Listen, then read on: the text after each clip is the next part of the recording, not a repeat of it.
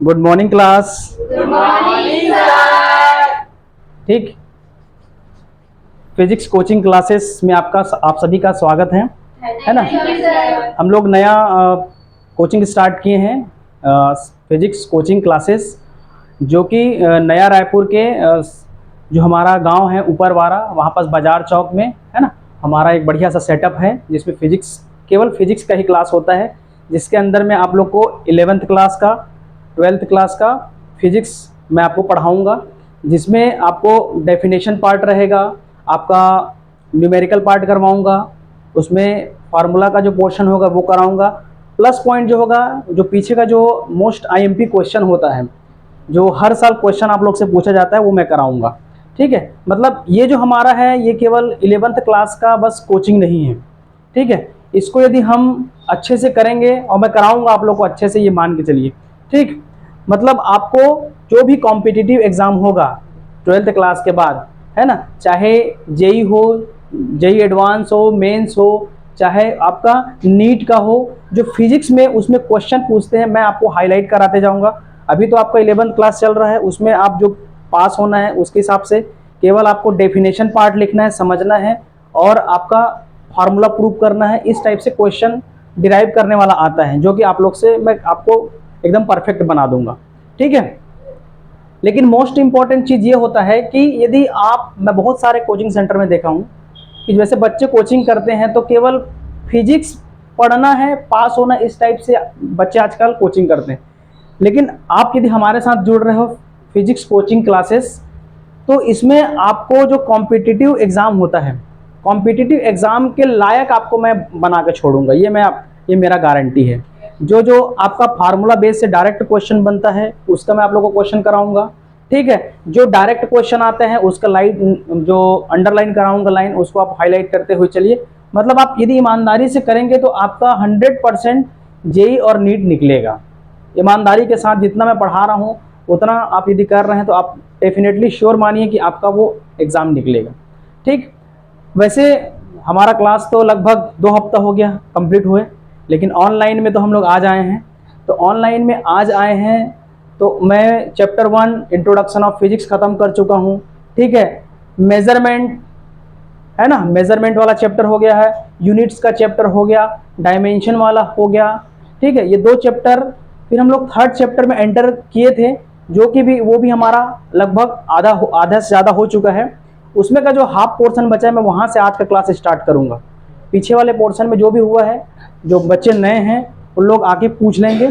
ठीक है, उसका मैं बाद में करा दूंगा कभी भी। तो आपका जो इम्पोर्टेंट इसमें था, जो फर्स्ट चैप्टर में, मैं आज का वीडियो लेक्चर में थोड़ा सा आपको रिवाइज करा देता हूँ कि जो फर्स्ट वाले चैप्टर में कि फिजिक्स का वर्ड कहाँ से आया, फिजिक्स की उत्पत्ति कहाँ से हुई। ठीक है, इस चीज़ के बारे में देखें, हमारे इंडियन साइंटिस्ट कौन थे, हमारे इंटरनेशनल जो साइंटिस्ट जो फिजिक्स में उसका बहुत बड़ा योगदान था उसको हम लोग देखें, है ना। तो और जो हमारा सेंटी होता है 10 to power -1 to 10 to power -18 and 10 to power +1 to 10 to power +18, किसको हेक्टा बोलते हैं, किसको किलो बोलते हैं, किसको गीगा बोलते हैं, मेगा है, हेक्टो है, हेक्सा है, डेका है, सेंटी है, ये सब मैं पढ़ा चुका हूँ।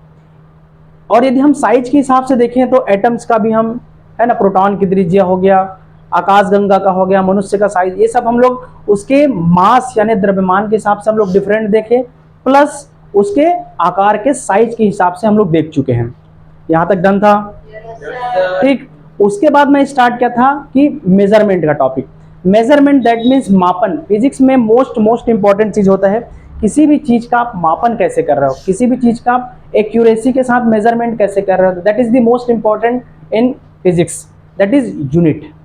Okay, if you are not mention any type of unit, then there is no meaning of this particular line or sentence. Okay, that is the way to if you want to good way in your coaching classes, then you have to require to remember each and everything in your lessons. Okay, now continue. Yes sir. जो हमारा significant figure था, significant figure में 5 point important बताया हूँ, है ना। Zero होगा, left side zero होगा तो क्या होगा, राइट साइड जीरो होगा। तो मैं एकदम इजी वे में करके आपको समझाया था। मैं आपके बुक के हिसाब से नहीं समझाया हूँ, आपको समझ आए उसके हिसाब से मैं आपको समझाया था। प्लस उसके बाद जो हमारा मोस्ट इंपॉर्टेंट था डायमेंशन फार्मूला। डायमेंशन फार्मूला जो कि फिजिक्स में मोस्ट आपका 3 से 5 नंबर का क्वेश्चन 100% आता है। कोई भी चीज लिख दिया रहेगा और उसका डायमेंशन फार्मूला पूछा जाएगा। यहाँ तक भी क्लियर था? पूरा मैं करा चुका हूँ ना, इसको मैं यहाँ पर सब टाइम वेस्ट नहीं कर रहा हूँ। ठीक है, बस एक ओवरव्यू टाइप से बता रहा हूँ क्या क्या हुआ जो नए बच्चे हैं उनके लिए। ठीक है, उसके बाद मैं स्टार्ट किया था क्या, मोशन इन स्ट्रेट लाइन। मैं यहां से कंटिन्यू करूंगा आज की क्लास। क्या है हमारा topic, motion in straight line. ठीक,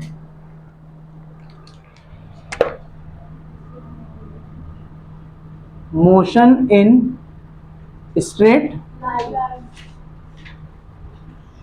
ठीक है, मोशन इन स्ट्रेट लाइन।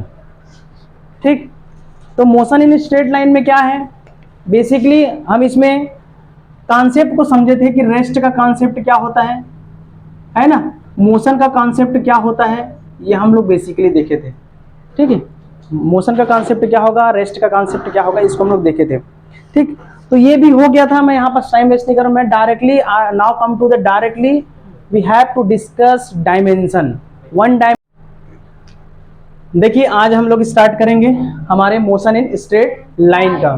ठीक है, मोशन इन स्ट्रेट लाइन। ठीक है, मतलब कि क्या होगा, हिंदी में क्या हो रहा है इसका मीनिंग, सरल रेखा में गति। ठीक है, इंग्लिश मीडियम के लिए मैं सेपरेट बैच बनाऊंगा अलग से लेक्चर। ठीक है, तो अभी आप हिंदी और इंग्लिश में समझते चलिए। ठीक है, कुछ जो लेक्चर रहेगा आपका हिंदी मीडियम में रिकॉर्डिंग कराऊंगा और कुछ जो होगा इंग्लिश मीडियम में, तो सबको थोड़ा थोड़ा करेंगे एक एक संडे। ठीक है, तो नाउ मैं टर्मिनोलॉजी पूरा इंग्लिश यूज करूंगा, आपको बताऊंगा। मोशन इन स्ट्रेट लाइन मतलब क्या है हिंदी में, सरल रेखा में गति। ये हमारा चैप्टर था, आधे से ज्यादा हम लोग पढ़ लिए थे। हम लोग यहां पर समझना स्टार्ट करेंगे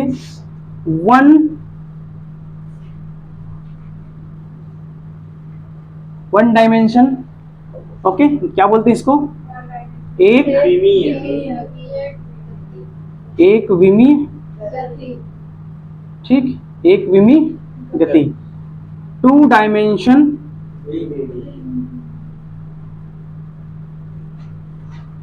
दैट मीन्स द्विविमीय गति। और लास्ट हमारा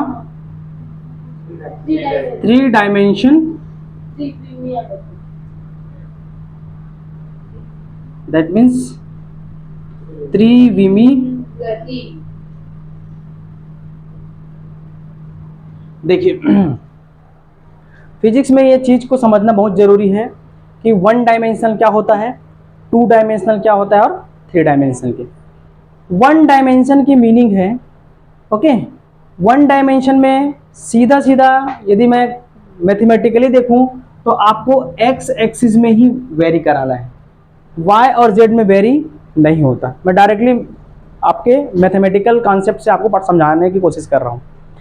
यदि सिंपल भाषा में समझें तो एक विमीय गति वो गति होता है जो सीधा सीधा क्या होता है, सरल रेखा में यानी सीधी रेखा में गति करता है।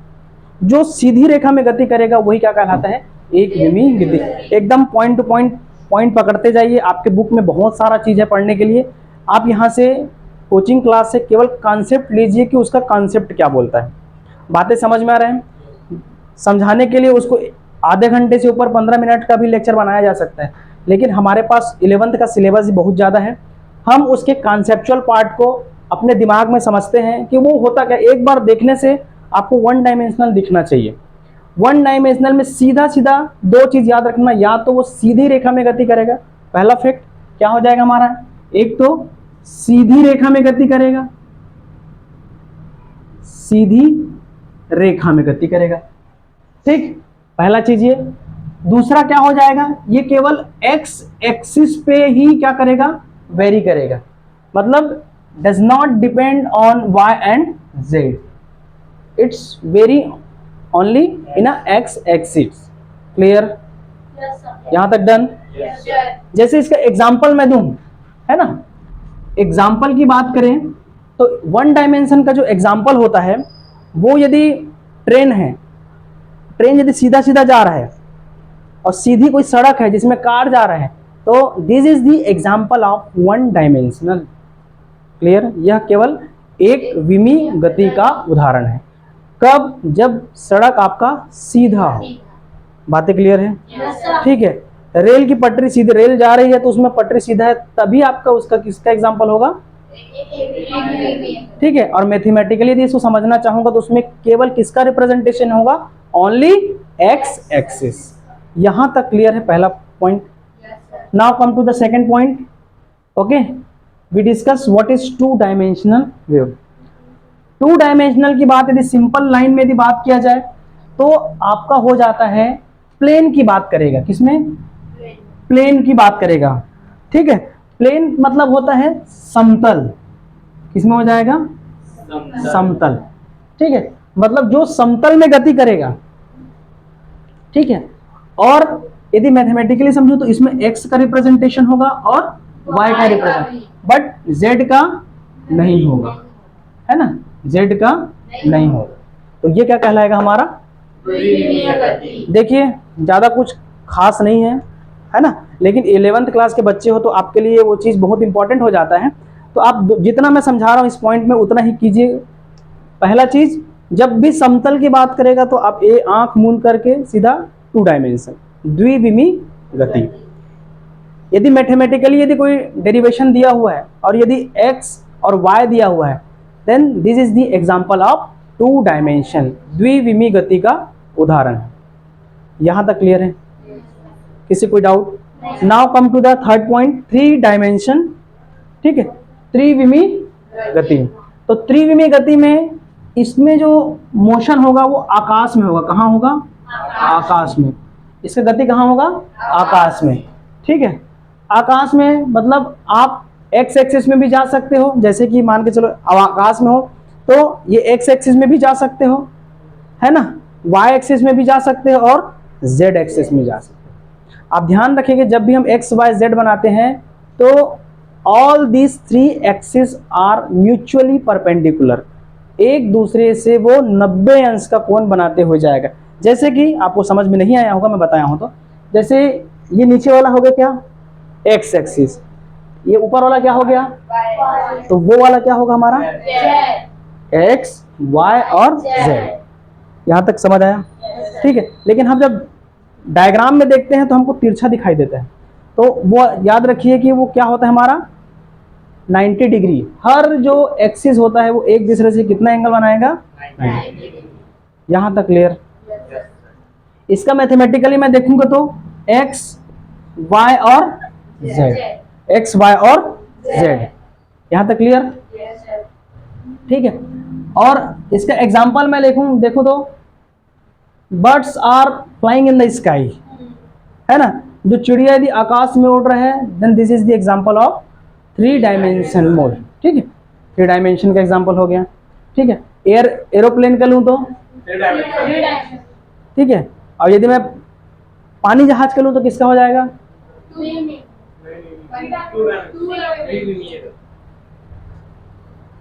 Here I am giving two example.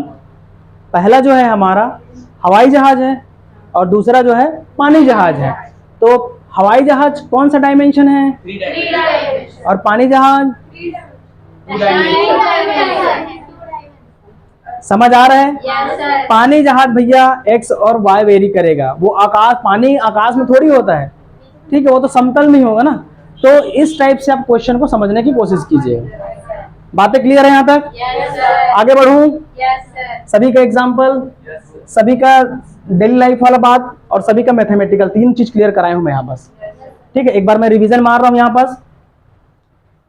First is one dimension, second is two dimension, third is three dimension. ठीक है, वन डायमेंशन को कहा जाता है एक विमीय गति, टू डायमेंशन को कहा जाता है द्विविमीय गति, थ्री डायमेंशन को कहा जाता है त्रिविमीय गति। ठीक है, फिजिक्स में ही हमारा ये बेसिक चीज है। इसको यदि हम सिंपल एग्जांपल यदि हमारे डेली लाइफ से समझे तो कैसा होना चाहिए, सीधी रेखा में होना चाहिए। कैसा होना चाहिए, सीधी रेखा में, ठीक है। और यदि मैथमेटिकली देखें तो वो केवल एक्स एक्सिस पे ही वेरी करेगा।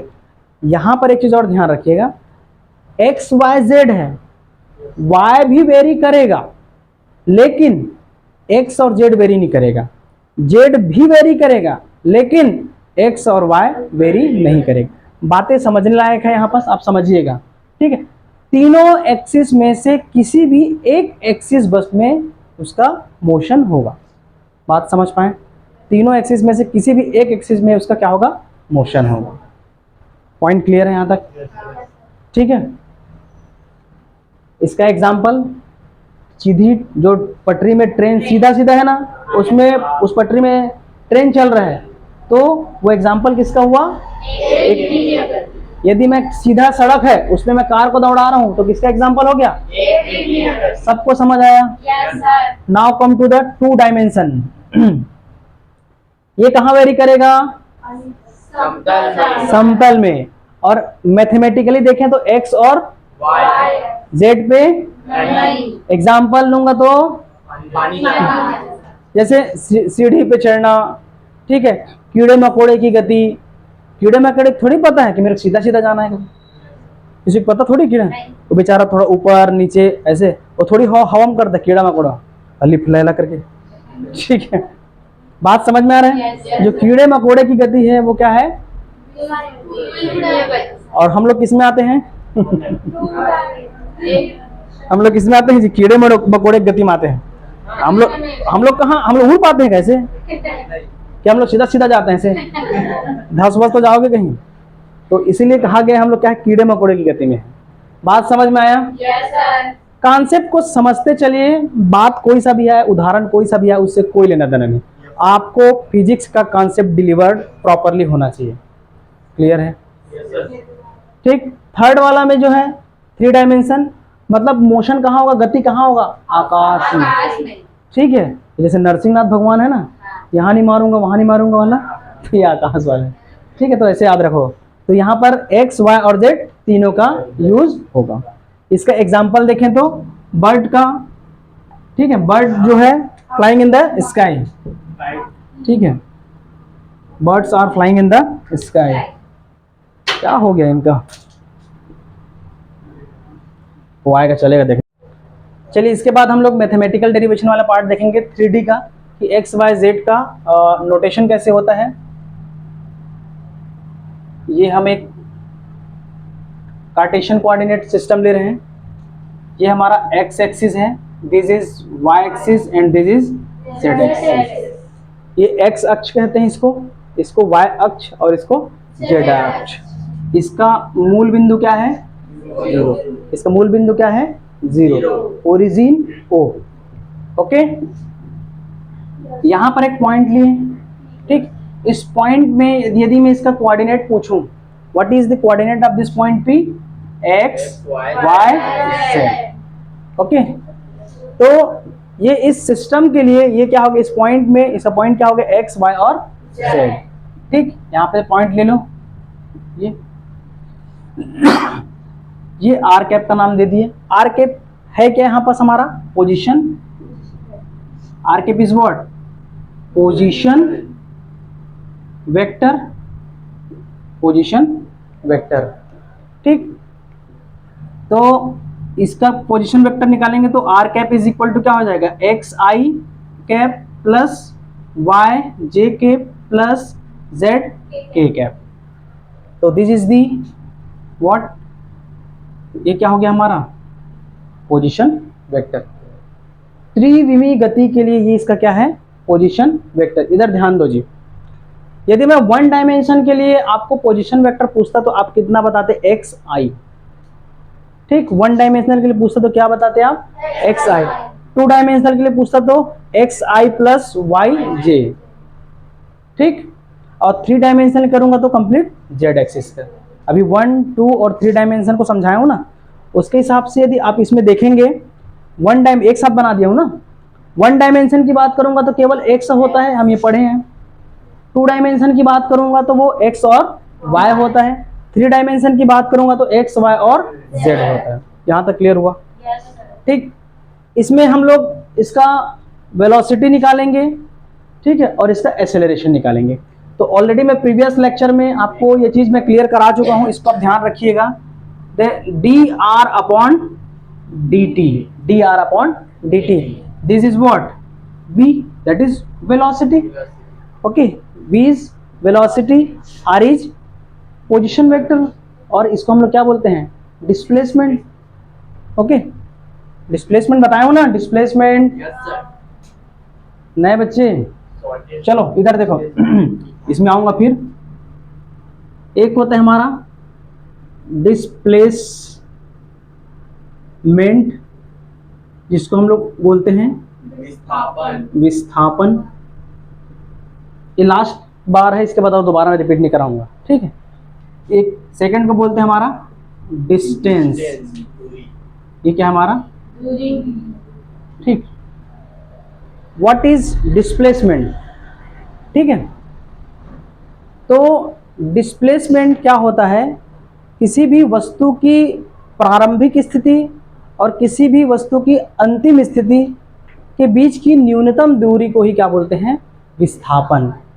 किसी वस्तु की प्रारंभिक और अंतिम स्थिति के बीच की न्यूनतम दूरी को विस्थापन कहा जाता है। मैं एग्जांपल दूंगा, एग्जांपल से आपको और एकदम क्लियर हो जाएगा। दूरी किसको कहेंगे? जो किसी वस्तु द्वारा जितना वो पाथ के द्वारा तय करेगा, उसके पथ की लंबाई, पथ की लंबाई को क्या कहा जाता है? दूरी। पथ की लंबाई को क्या कहा जाता है? दूरी। यहां तक क्लियर हुआ? पथ की लंबाई को क्या कहेंगे? दूरी। ठीक, तो ये तो इतना जान लिए। और इसमें डिस्प्लेसमेंट जो होता है हमारा क्या हो सकता है? ये कौन सी क्वांटिटी है जी? वेक्टर। और डिस्टेंस हमारा क्या है? स्केलर। मतलब ये क्या है? सदिश राशि। और ये क्या है हमारा? अदिश राशि। ये क्या है हमारा? अदिश। ठीक है। अब सदिश अदिश क्या है? सब पढ़ाया हूं, थोड़ा रिवीजन आप लोग और करा रहा हूं मैं। सदिश राशि में केवल परिमाण होते हैं। क्या होते हैं? परिमाण। परिमाण मतलब किसी का कंप्लीट वेट। मतलब यदि मैं 1 किलोमीटर की दूरी तय कर रहा हूं तो वो 1 किलोमीटर बिना कोई दिशा बताए, बिना कोई दिशा बताए यदि मैं उसको लिख रहा हूं तो वो परिमाण कहलाएगा। क्या कहलाएगा? परिमाण। तो वो परिमाण जिसमें होगा वो क्या कहलाएगा? दूरी। लेकिन परिमाण के साथ साथ यदि दिशा होगा, परिमाण के साथ साथ दिशा होगा तो वो कैसा राशि कहलाएगा? Vector quantity. Vector quantity are those quantity to both magnitude and direction, but scalar quantity only magnitude. अदिश राशि में केवल परिमाण होते हैं और सदिश राशि में परिमाण के साथ साथ दिशा दोनों होता है। आगे बढ़ूं? ठीक। डिस्प्लेसमेंट जो है पॉजिटिव भी हो सकता है, नेगेटिव भी हो सकता है और जीरो भी हो सकता है। लेकिन डिस्टेंस हमेशा क्या होता है? कभी देखिए मैं नेगेटिव दूरी तय करूंगा नहीं, मैं आज तो ऋणात्मक दूरी तय करूंगा, ऐसा क्या? कोई नहीं होता है। तो ये भी क्लियर। अब मैं एक आध एग्जांपल आपके बीच रख रहा हूं, आप बताइएगा, है ना। उसमें डिस्टेंस और डिस्प्लेसमेंट निकालना है। जैसे ये हमारा एक सर्कल है, ठीक है। इस सर्कल में ये इस पॉइंट पर, ये भी ए पॉइंट है, इस पर आपको डिस्प्लेसमेंट और डिस्टेंस बताना है। तो आपका डिस्प्लेसमेंट बताओ कितना होगा? डिस्प्लेसमेंट बताइए इसमें कितना होगा? इस सर्कल में डिस्प्लेसमेंट कितना होगा? पक्का? क्योंकि भाई इस पॉइंट पे चले और इसी पॉइंट पे आकर रुक गए, है ना। वस्तु की प्रारंभिक स्थिति और वस्तु की अंतिम स्थिति के बीच की न्यूनतम दूरी, दोनों को घटाओगे तो भी क्या होगा? जो वही पॉइंट 0 से 0, मतलब वो क्या हो जाएगा? 0। ठीक है।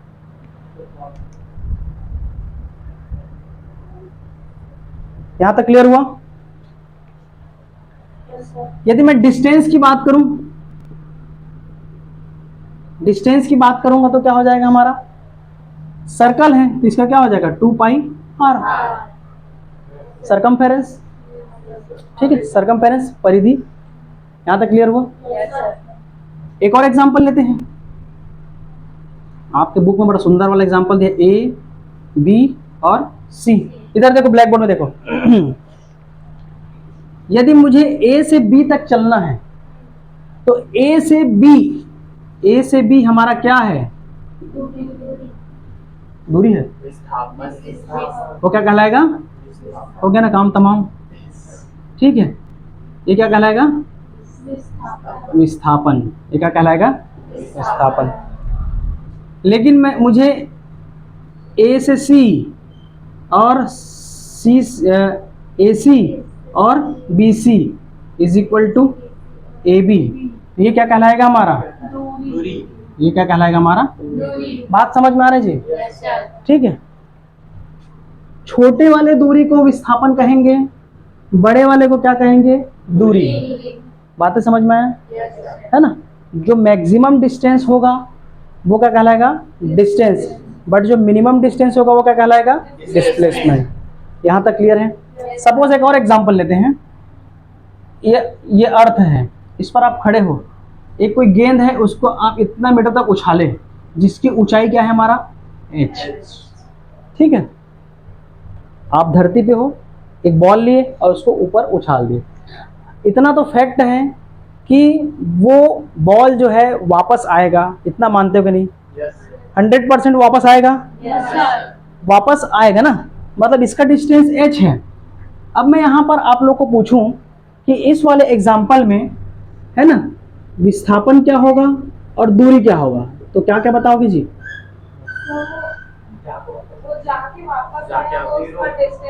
Very good. जो एक बार गया फिर उतना ही वापस आ गया, मतलब h plus h, that is 2h। 2h is the distance and the displacement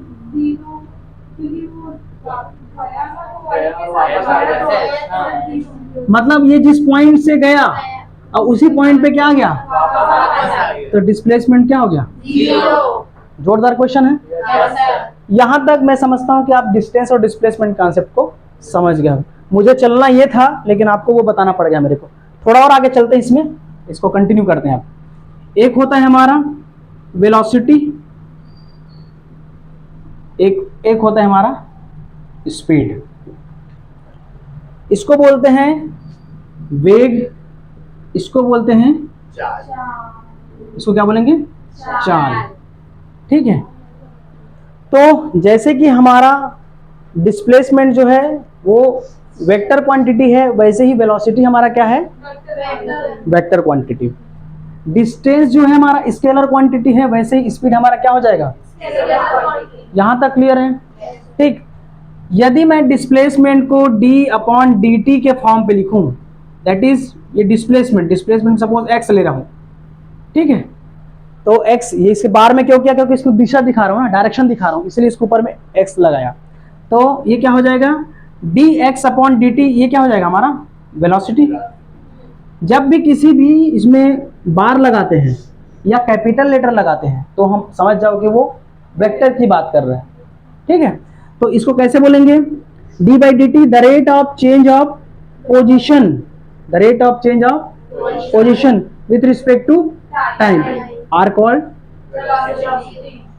अब डिस्प्लेसमेंट नहीं बोल सकते हो, the rate of change of displacement with respect to time are called velocity. समय के साथ विस्थापन में परिवर्तन की दर को वेग कहा जाता है। समय के साथ विस्थापन में परिवर्तन की दर को वेग कहा जाता है। यहां तक क्लियर? Yes, sir. किसी को थोड़ा भी डाउट यहां पर? नहीं सर। बढ़ू आगे? Yes, sir. ठीक। परिभाषा भी बता दिया, मैथमेटिकली लिखते कैसे हैं वो भी बता दिया। यहां पर नो डाउट। आगे बढ़े। स्पीड में क्या होगा? dx/dt। वहां पर मैं डायरेक्शन नहीं लिखा हूं ना, मतलब वो कौन सी क्वांटिटी हो गया? वो स्केलर। मतलब किसकी बात करूंगा मैं? Distance. The rate of change of distance with respect to time are called speed. Speed जो है स्केलर क्वांटिटी है, but velocity is vector quantity. Now last thing, acceleration. Acceleration, त्वरण। ठीक, त्वरण क्या होता है? dv upon dt is what? Acceleration. The rate of change of velocity with respect to time are called acceleration. समय के साथ वेग में परिवर्तन की दर को त्वरण कहा जाता है। समय के साथ वेग में परिवर्तन की दर को, पांचों चीज में किसी को कोई डाउट? मैथमेटिकली समझ आया? Yes sir. पहचानते कैसे वो समझ में आया? Yes sir. उदाहरण दे देंगे तो समझ आ जाएगा। Yes sir. ठीक है, कौन पॉजिटिव नेगेटिव होगा वो समझ आया। Yes sir. राशि बता लोगे? Yes sir. पक्का? Yes sir. अब आगे बढ़ूं? यस। अब आते हैं हमारे मूल में। ये मैं इसीलिए ये सब चीज मैं फर्स्ट और सेकंड चैप्टर में ऑलरेडी बता चुका था, लेकिन आज ऑनलाइन था इसलिए हम लोग इसमें बता दिए। ठीक है, अब देखते हैं हम इसमें क्या बताना चाह रहे हैं। इसमें हम ये काम कर रहे हैं D r upon d t. तो इसका एक बार आप क्या कर दीजिए, डिफ्रेंसिएशन। थोड़ा देर बाद आपका डिफ्रेंसिएशन वाला टॉपिक है, उसको भी मैं कवर कराऊंगा। D x upon d T, ये जो हमारा है वो डिफ्रेंसिएशन है ना। आपके इसमें इंटीग्रेशन भी है, नेक्स्ट चैप्टर में उसको ऑलरेडी मैं डिस्कस करके बताऊंगा अच्छे से। तो ये क्या हो जाएगा, d r upon d t. तो v is equal to d upon d t x i cap plus y j k plus z k cap. इसको सेपरेट कीजिए, क्या हो जाएगा, d x upon d t i plus d y upon d t j plus d z upon d t k. ये के cap लगाइएगा ना, क्योंकि वो यूनिट वेक्टर है। ठीक, आई जे के, ये आई कैप, जे कैप और के, है ना। पर्टिकुलर इस एक्सिस का वो क्या है, यूनिट वेक्टर। एक्स एक्सिस का यूनिट वेक्टर क्या है, आई कैप। वाई एक्सिस का यूनिट वेक्टर क्या है, जिसको हिंदी मीडियम में इकाई सदिश कहा जाता है। इकाई सदिश। इकाई सदिश एक्स एक्सिस का क्या है, आई कैप। वाई एक्सिस का इकाई सदिश क्या है, जेड अक्ष का इकाई सदिश क्या है, जेड, जेड कैप। ठीक, एक्स वाई जेड आई जे के, ये इसका क्या है, यूनिट वेक्टर। यहां तक किसी को कोई दिक्कत? ठीक है, अब इसमें मैं आपको वेलोसिटी कंपोनेंट तो निकाल ली, अब इसमें आपको बोलूं एक्सेलरेशन निकालना है, ए निकालना है, तो क्या करोगे? एक्सेलरेशन के लिए कैसे करोगे? ए इज इक्वल टू, ये क्या हो जाएगा बताओ? हाँ, dv अपॉन dt, यहाँ पर x लगाओगे क्योंकि हम v x कंपोनेंट का कर रहे हैं और ये i। ठीक है, plus dvy upon dt j cap plus dvz upon dt k। तो ये क्या निकल गया हमारा, एक्सेलरेशन। यहां तक क्लियर है? इसके बाद जो हमारा नेक्स्ट है, यहां तक किसी कुछ पूछना है? इसके बाद आपका लास्ट टॉपिक जो बचा है इस चैप्टर में, है ना, वो है हमारा पोजीशन और टाइम के बीच में ग्राफ बनाना सीखेंगे। वेलोसिटी और स्पीड के बीच में हम लोग, या फिर क्या बोलना चाहिए, डिस्प्लेसमेंट और वेलोसिटी के वर्सेस हम लोग क्या है, ग्राफ बनाना सीखेंगे। डिस्टेंस और स्पीड के बीच में ग्राफ बनाना सीखेंगे। टाइम और एक्सेलरेशन के बीच में टाइम ग्राफ बनाना सीखेंगे।